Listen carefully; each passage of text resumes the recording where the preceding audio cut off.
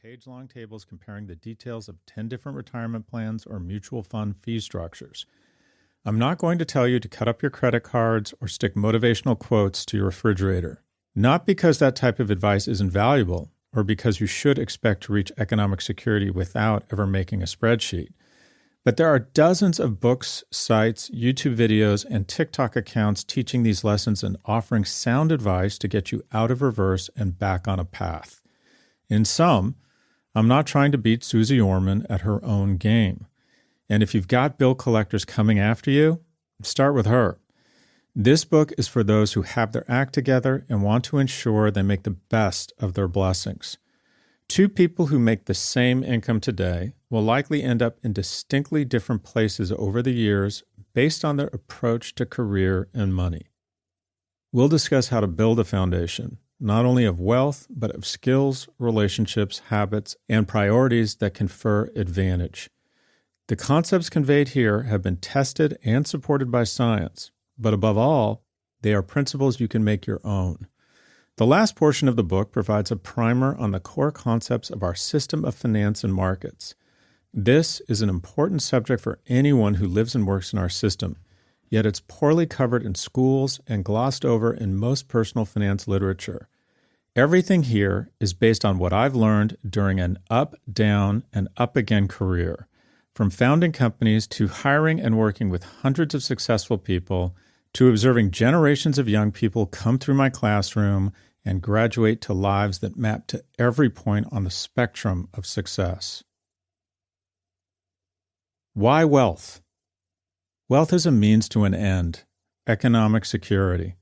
Put another way, wealth is the absence of economic anxiety. Freed of the pressure to earn, we can choose how we live. Our relationships with others aren't shadowed by the stress of money. It sounds basic, easy even. It's not. We live in a globally competitive marketplace with a genius for creating problems that can only be solved by spending on bigger and better things. This is the first lesson in this book. Economic security isn't a function of what you earn, but what you keep, and knowing how much is enough for you. As the great philosopher Sheryl Crow once said, happiness isn't having what you want, it's wanting what you've got. It's not about getting more, but ascertaining what you need and applying the right strategy to get you there so you can focus on other things. My objective for you is straightforward.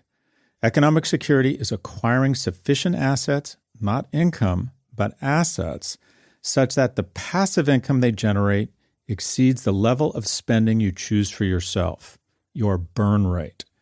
Passive income is money your money makes. Interest you make on money you loan to someone else, appreciation in the value of your real estate, dividends paid by stocks you hold, rent paid by the tenant of an apartment you own. I'll talk more about these and other sources of passive income later, but in short, it is any income that's not compensation paid for working at a job.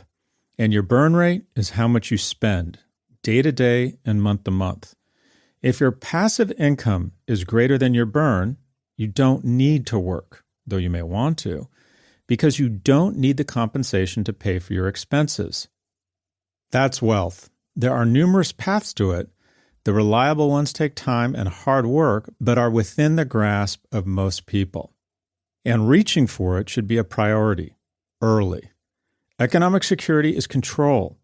It is knowing that you can plan for the future, commit your time as you see fit, and provide for those who depend on you. Economic security equals passive income that is greater than your burn rate. Permission slip. Seeking wealth is not always in fashion. In a society correctly concerned about the acceleration of income inequality, wealth looks like the unfair allocation of a rigged system. Every billionaire is a policy failure. Maybe, or maybe not. But it's not relevant here. The urgent issue you face is your own economic security, not the virtues of anyone else's. Money doesn't talk, it swears, Bob Dylan said. My experience is that money changes its tone as it grows.